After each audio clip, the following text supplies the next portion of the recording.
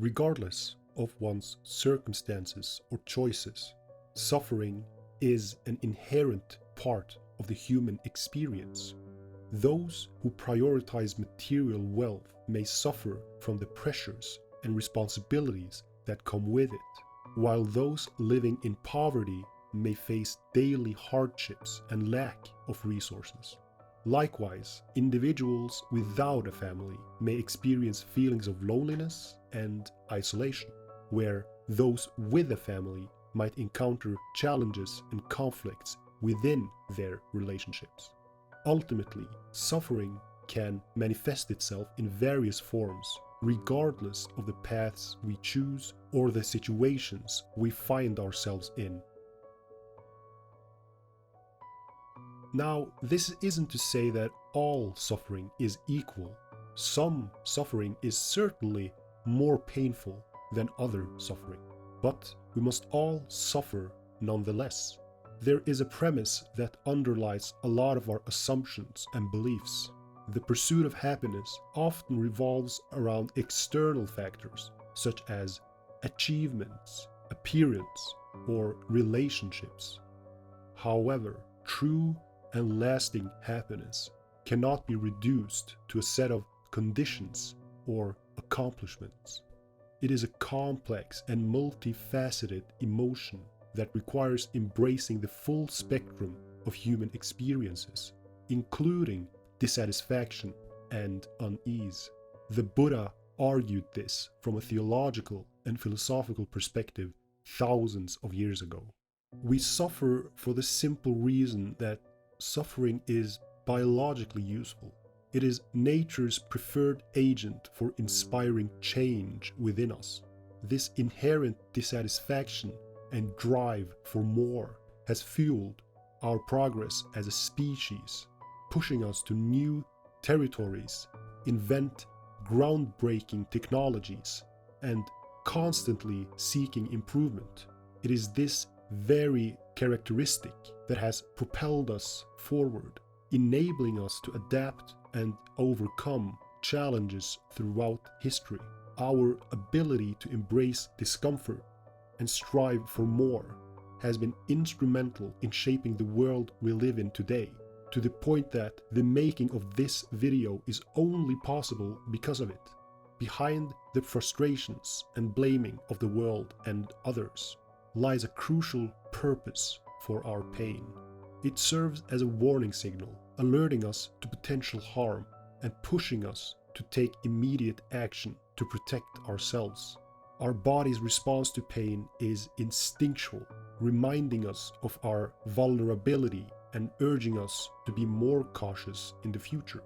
Pain is what teaches us what to pay attention to when we're young and careless.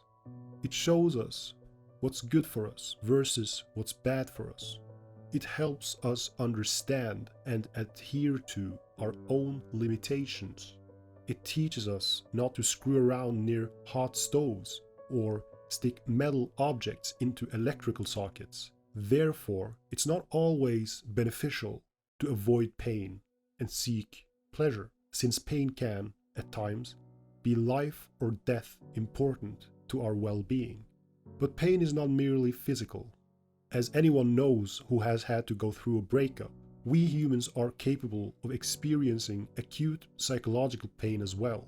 In fact, research has found that our brains don't register much difference between the physical and psychological pain.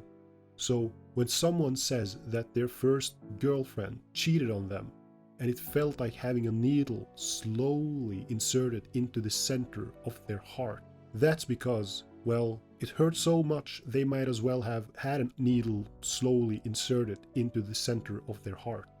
Like physical pain, our psychological pain is an indication of something out of balance, some limitation that has been exceeded. And like our physical pain, our psychological pain is not necessarily always bad or even undesirable. In some cases, or even many cases, experiencing emotional and psychological pain is healthy and necessary. Just like stubbing our toe teaches us to walk into fewer tables, The emotional pain of rejection and failure teaches us how to avoid making the same mistakes in the future. And this is what's so dangerous about a society that hides more and more from the inevitable discomforts of life. We lose the benefits of experiencing healthy doses of pain, a loss that disconnects us from the reality of the world around us. Life is essentially an endless series of problems. The solution to one problem is merely the creation of the next one. Like Jordan Peterson says, you have to choose your sacrifice.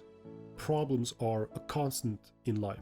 When you solve your health problem by buying a gym membership, you create a new problem, like having to get up early to get to the gym on time, sweating like a meth head for 30 minutes on an elliptical machine, and then getting showered and changed for work so you don't stink up the whole office.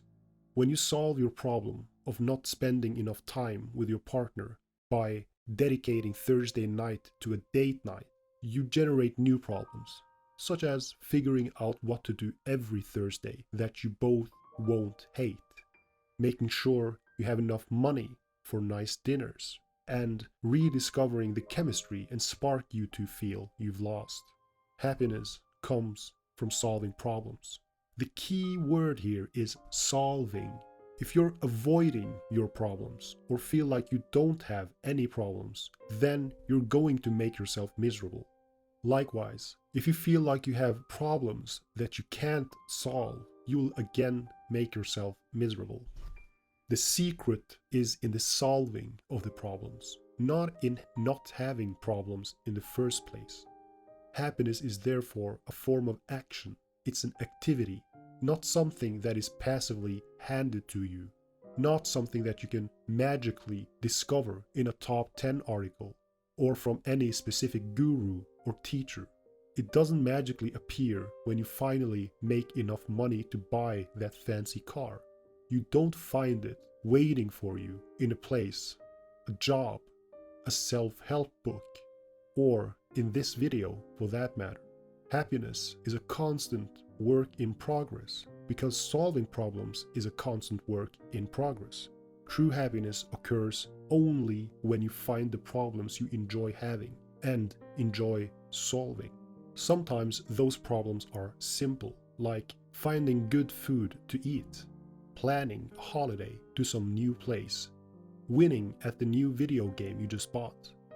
Other times those problems are abstract and complicated, like fixing your relationship with your mother, finding a career you can feel good about, or developing better friendships.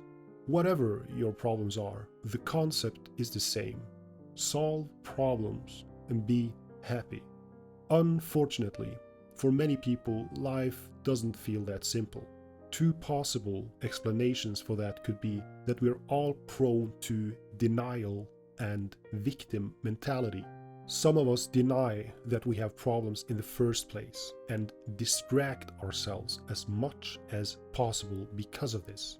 Others walk towards the victim mentality route, blaming their situation on everything outside of themselves. I am not going to claim that there are no actual victims in the world who have a legitimate reason to blame the world for their misfortunes. But human beings are very easily tempted to protect their ego, and blaming other people for our failures is an effective short-term strategy to protect ourselves from uncomfortable truths. Solving problems is hard. Blaming and denial are easy and gives us quick highs. Highs generate addiction. The more you rely on them to feel better about your underlying problems, the more you will seek them out. In this sense, almost anything can become addictive, depending on the motivation behind using it. Listen, we all have our chosen methods to numb the pain of our problems, and in moderate doses, there's nothing wrong with this. But the longer we avoid and the longer we numb, the more painful it will be when we finally do confront our issues.